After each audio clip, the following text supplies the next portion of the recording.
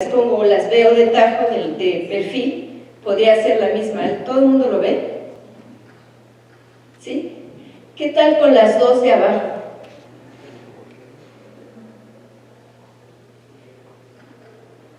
¿Qué opinan? ¿Podría ser o no podrían ser iguales? Pues no podrían ser, no son iguales, ¿verdad? Porque la de allá tengo triángulos y este de acá no tengo triángulos, ¿o sí? Hay algún triángulo, entonces no son iguales. Entonces, usualmente, buscar cuando dos gráficas son iguales, que eso quiere decir clasificarlas, es un problema extremadamente difícil. Aquí les pongo dos imágenes de dos gráficas que aparentemente se ven muy distintas y son iguales. Y bueno, la igualdad la vamos a dar con respecto a los colores. La letra A va a dar al número 1, que son azules, la G con el 5, el rosita con B con el 6, etc. ¿Sí ven cómo puedo hacer una deformación que me lleve el uno en el otro? Movimientos, y puedo reacomodar de tal manera que los dos objetos me representen la misma gráfica. Bueno, yo no voy a platicar realmente de esto, pero sí quiero decirles que este es un problema básico en teoría de gráficas y es un problema tremendamente difícil. Cuando dos gráficas son iguales, voy a decir que son isomorfas y no voy a hablar de eso, ¿sale? Pero quiero decirles que saber y clasificar gráficas es un problema muy, muy complicado en general. Aquí tengo otro conjunto de gráficas y bueno, a lo mejor si me pueden dar un ejemplo de dos de ellas que sean iguales, estaría padre para continuar. Dos, ¿quién dice yo? ¿Las últimas dos? Sí, ¿verdad? Las últimas dos, y las dos tienen dibujos muy diferentes. La de acá es, bueno, las dos de abajo son iguales. Bueno, déjenme darles ejemplos de teoría de gráficas de la vida cotidiana, que vemos día a día. Por ejemplo, este es un ejemplo de las redes de carretera, ¿sí?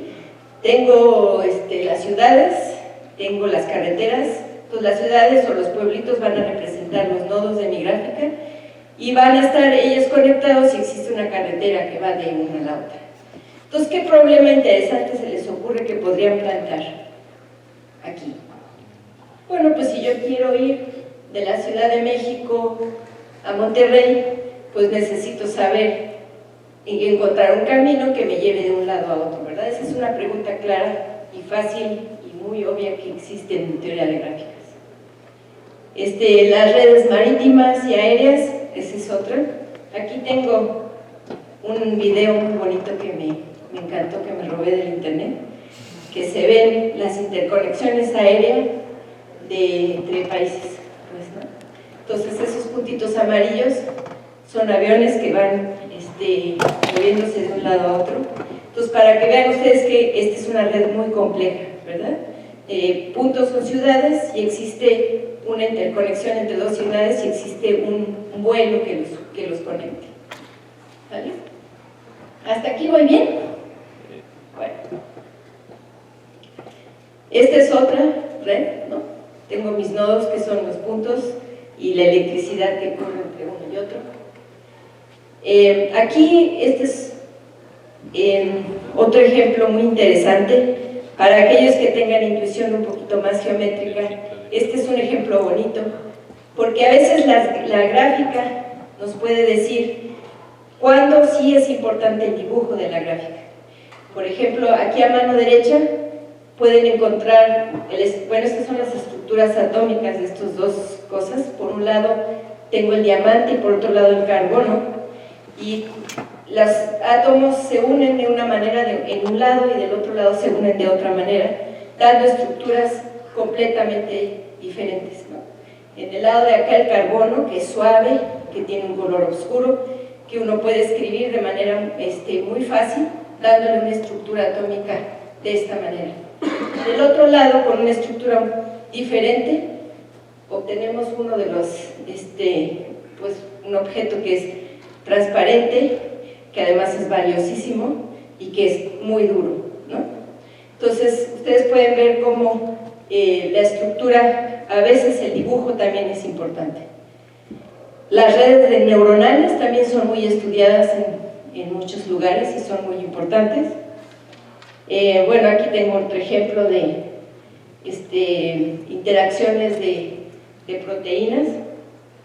El Internet es otro ejemplo de una red muy importante en el cual todos nosotros estamos ahora metidos. Y bueno, pues Facebook es un ejemplo muy específico, ¿no? Cada uno de nosotros somos un nodo en la red de Facebook y vamos a tener un link entre uno y otro si somos amigos, pues, ¿no? Entonces, entender estas redes pues puede tener aplicaciones muy interesantes. Para continuar, quiero hacer un ejemplo aquí que me parece simpático. Les quiero hacer un primer teorema. Imagínense ustedes que están en una fiesta y en esa fiesta hay 6 personas o más, ¿sí? Los quiero convencer que en cualquier fiesta de 6 personas o más hay por lo menos 3 que se conocen o 3 que no se conocen. ¿Me creen? Ahí les voy a dar una demostración, ¿vale? Agarren ustedes sus puntos, que son las 6 personas que están en la fiesta, ¿de acuerdo?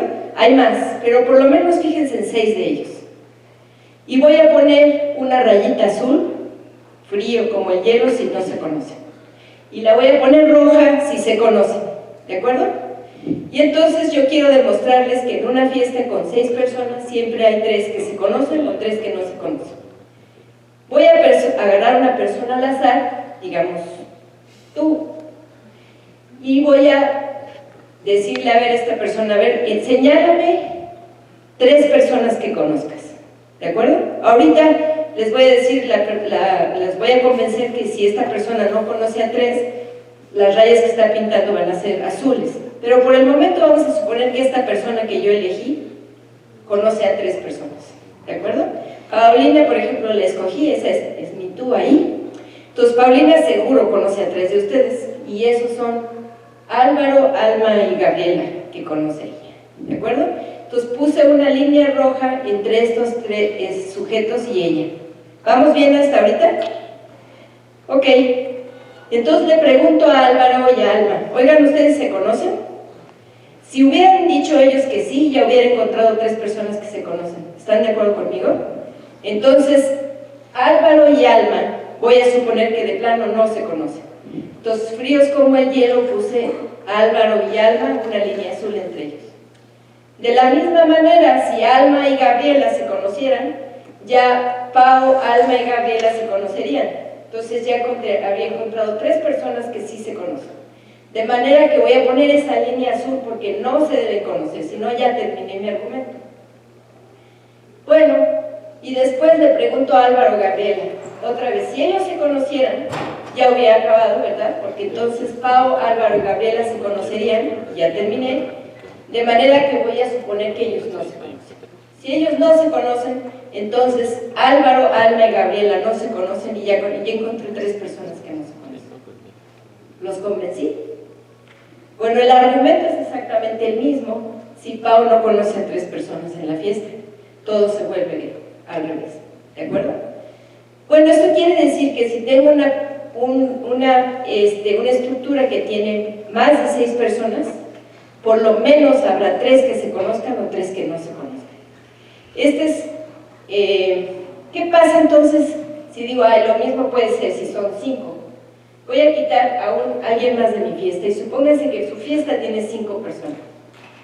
Bueno, piensen que esa es la fiesta con 5 personas, si le echan un poquito de ganas, yo les aseguro que pueden encontrar una coloración como esta, donde no tengo ningún triángulo azul y ningún triángulo rojo. O sea que si ustedes tienen una fiesta con 5 personas o menos, no pueden asegurar que haya 3 que se conozcan o 3 que no se conozcan. ¿Sí está interesante? Lo que quiero decir es que 6 es el número más chico posible para que puedan ustedes garantizar que esa gráfica tiene un triángulo de ese color. ¿De acuerdo? Este es un dato interesante y esto ha dado lugar a toda una teoría del conocimiento que se llama teoría de Ramsey, donde encontrar estos números específicos es un número, ya se sabe que existe, pero encontrar el número específico es un problema bastante difícil. Bueno, déjenme continuar con mis redes sociales. Aquí tengo otro ejemplo de otro dibujito. Y les voy a dar aquí un ejemplo de una gráfica muy sencilla, ¿vale? Y esta gráfica, imagínense que es una gráfica de amistad. Luz y Emilio se conocen porque hay una arista entre ellos, más bien son amigos. Y quiero que analicemos un poquito con más cuidado. Ana, por ejemplo, Ana tiene 3 amigos, ¿están de acuerdo? Y Sofía tiene un chorro de más amigos que Ana. Sofía es amiga de Emilio, de Luz, de Carlos, de Emma, Elvira, todos ellos de ahí. Sin embargo, Ana, pues solamente tiene 3 amigos. Viéndolo así a lo burdo, si yo les pregunto, a ver, ¿quién en esta red es más importante? ¿Sofía o Ana? Pues viendo nada más por el número de amigos, me podrían decir muy fácilmente, pues Sofía, porque ella tiene muchos más amigos. Pero en este sentido, Ana es bastante más importante, porque aunque tiene menos amigos, tiene conexiones importantes. ¿Cuál es una de ellas? Para comenzar, si Ana se sale de esta gráfica y la eliminamos, pues Claudia y Paco quedan completamente desconectados del resto de la gráfica. O sea que Claudia y Paco necesitan a Ana fundamentalmente. Así como si Luz quisiera algo que ver con Paco, a fuerzas tendría que pasar por Ana.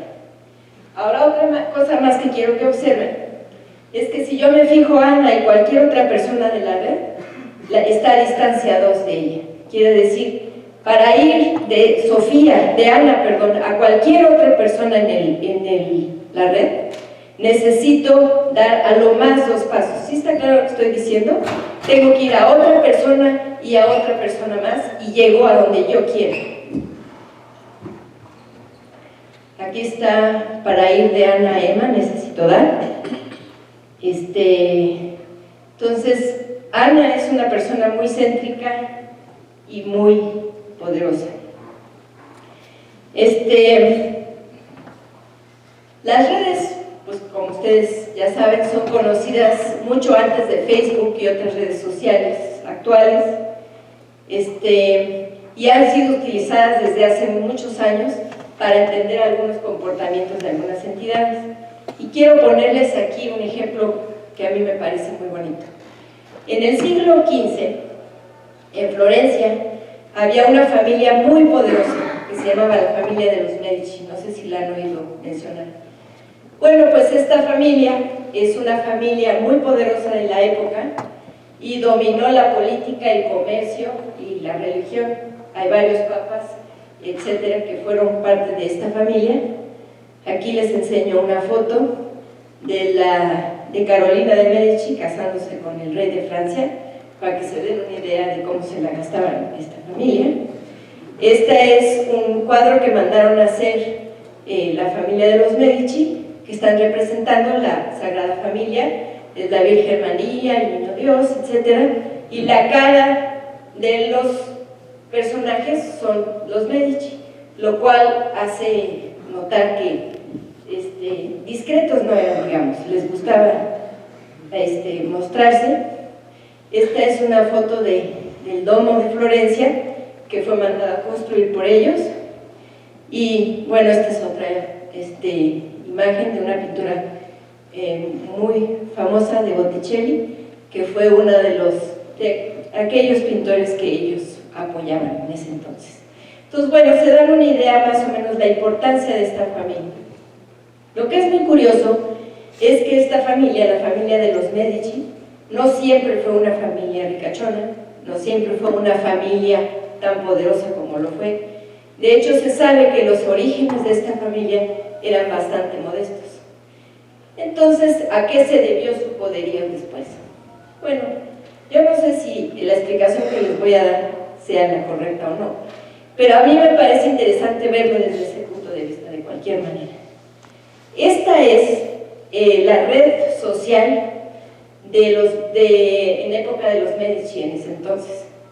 Otra vez, los Medici tienen bastantes amigos entre sí, son sus contactos.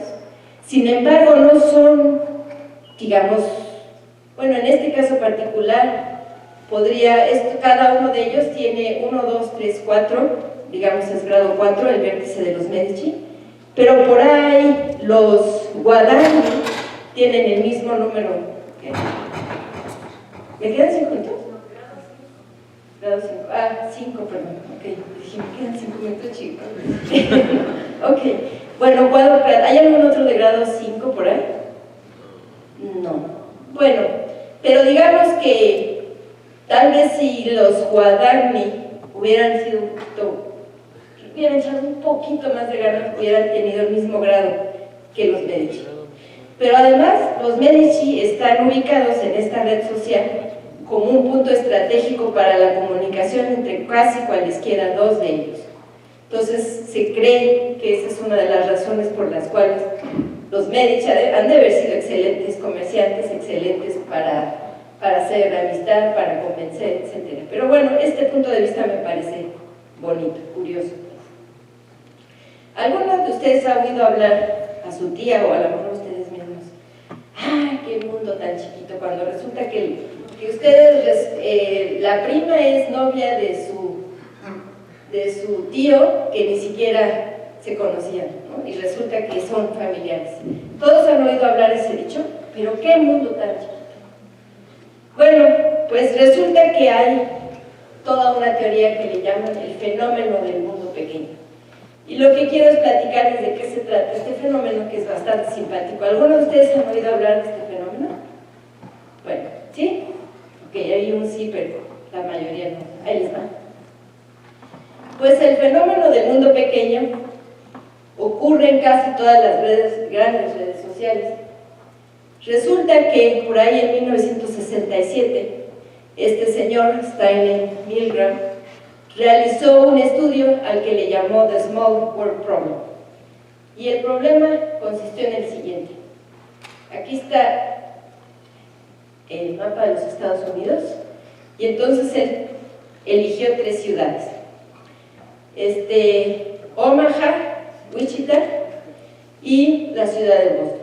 Y entonces dijo, voy a hacer el siguiente experimento. Voy a mandar 160 cartas, ¿sí? Y se las voy a mandar a personas al azar en las ciudades de Omaha y de Wichita, ¿sí? Entonces, a esas 160 personas les llegó un sobre. Y en el sobre decía, instrucciones para esta investigación. Primero, este sobre, el sobre que viene adentro, pues supongo, tiene que llegar a la persona fulanita de tal que vive en la ciudad de Boston, ¿sí? Sin dirección, sin nada, solamente cómo se llamaba la persona y que era en la ciudad de Boston. Y entonces las instrucciones eran bastante precisas y decían, si usted conoce a la señora fulanita de tal, luego agarre su sobre y envíeselo directamente a esa persona. Si usted no conoce a esta persona, piense en alguna persona que pudiera conocerla, mándeselo a esa persona y ya. Ese es el experimento. ¿Está claro? Entonces, mandaron 160 sobres con esas 2 instrucciones. Primero, si usted la conoce, se lo manda directamente. Si no la conoce, piense en alguien que pudiera conocerla, mándeselo a esa persona y esa persona veremos qué sucede. Y por favor díganos a quién se lo mandó para rastrear las cartas. ¿Está bien? Bueno, pues eso fue lo que sucedió. Y de las 160 cartas, 42 de esas cartas llegaron al destino final en un número máximo de 5.5 pasos. ¿Saben a lo que me refiero?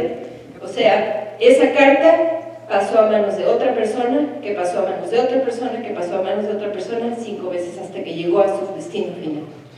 Entonces, el estudio fue muy criticado porque parece ser que hubo muchos errores en el proceso.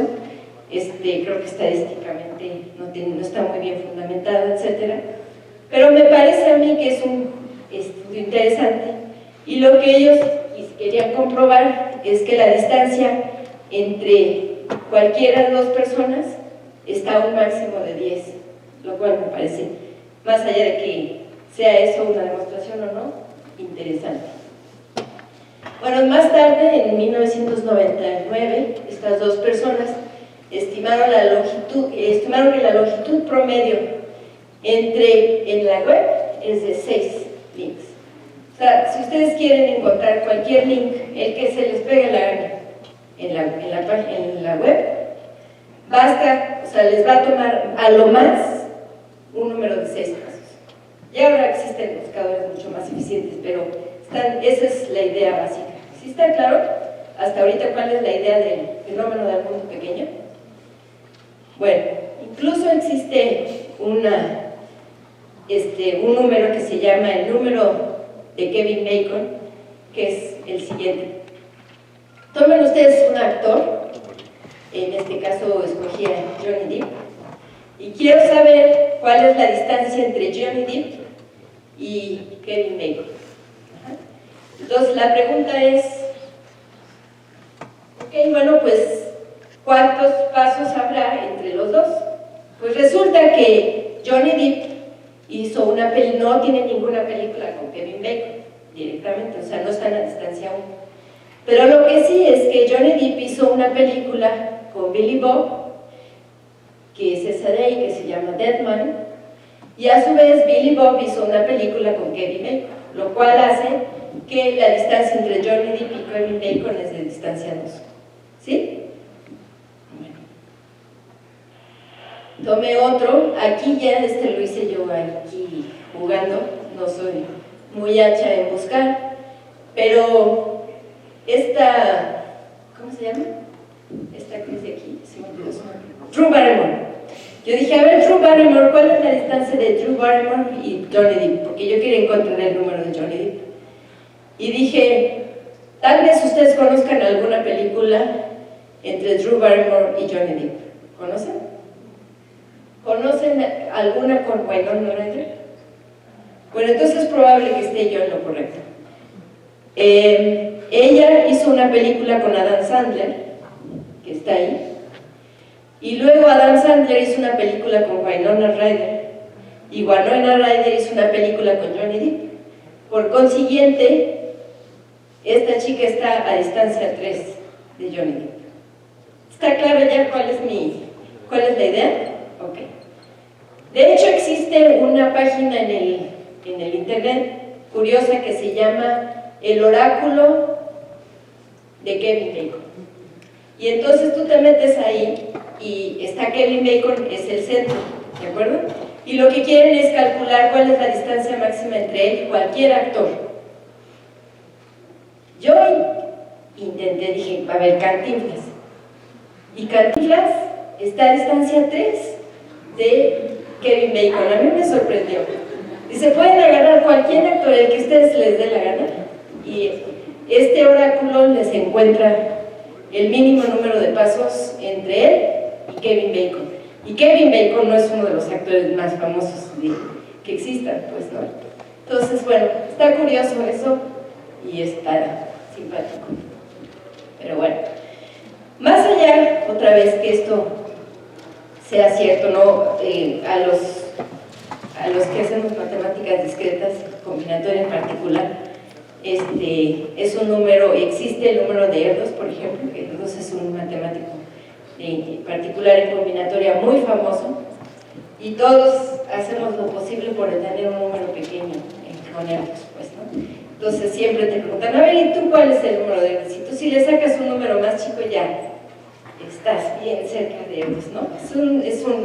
Y bueno, parece ser que se han hecho algunos cálculos, y o sea, si los combinatorios, pues evidentemente, creo yo, por estar en el área, pues tenemos un número de Erdos bastante chico, pues la mayoría, pero también de otras áreas se achica, o sea, no es más de 3, lo cual es curioso. Bueno, pues todos estos conceptos pues podrían tener enormes aplicaciones en cosas de epidemiología, en mercadotecnia, en espionaje, etc.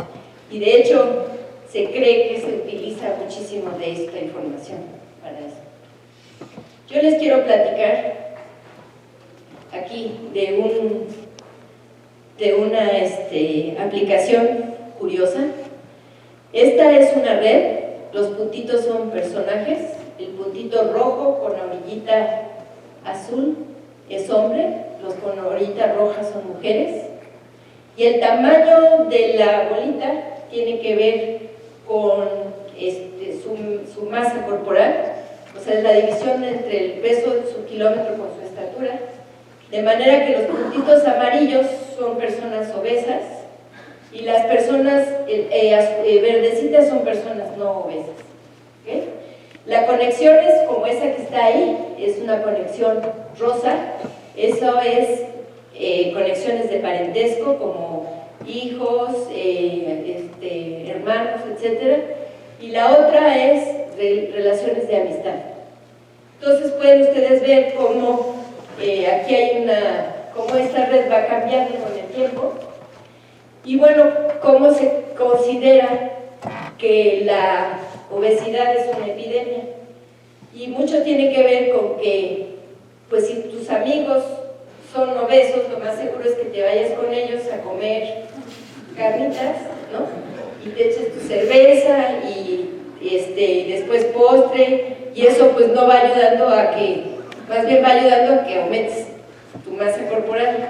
Sin embargo, si te unes con gente que está en buena forma, pues a lo mejor vamos a correr mañana y no, ¿qué te enflojé?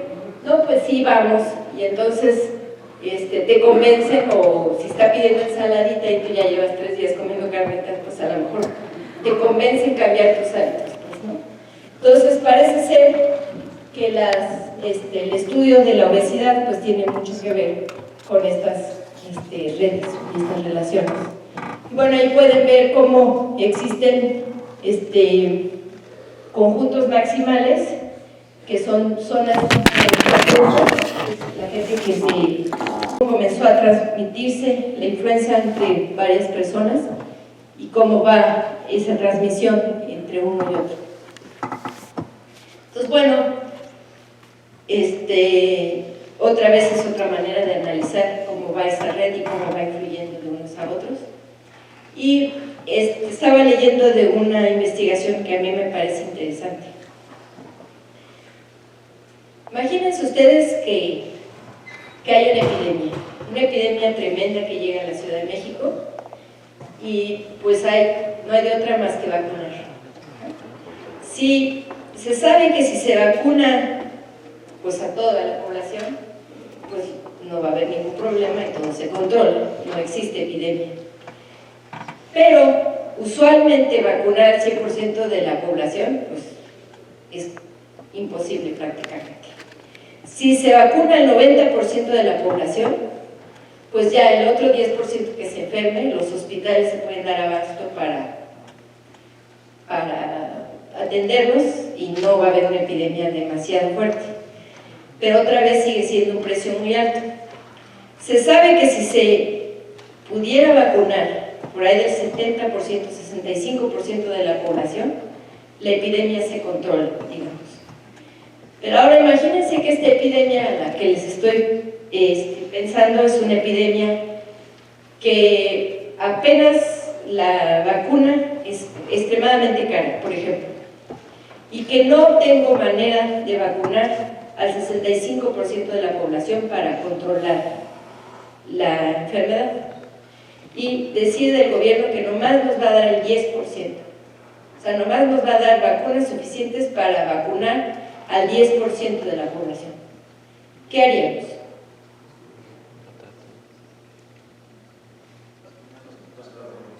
Pues si pudiéramos saber la red y ubicaríamos a aquellas personas que están más centrales en la red, pues vacunar a esas 10% de personas pues sería muy bueno. De hecho, si yo escojo 10% de las personas al azar, lo más probable es que no sirva de nada mi vacunación. Entonces tendría que hacer algo de ese estilo para poder cubrir al 10% que sea lo más eficiente posible.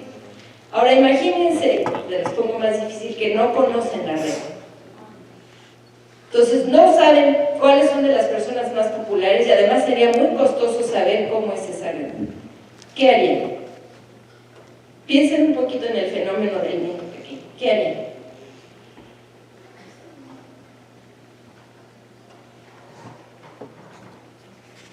Bueno, el estudio dice algo muy curioso. Dice, a ver, tomen el 10% de la población, al azar, ¿sí?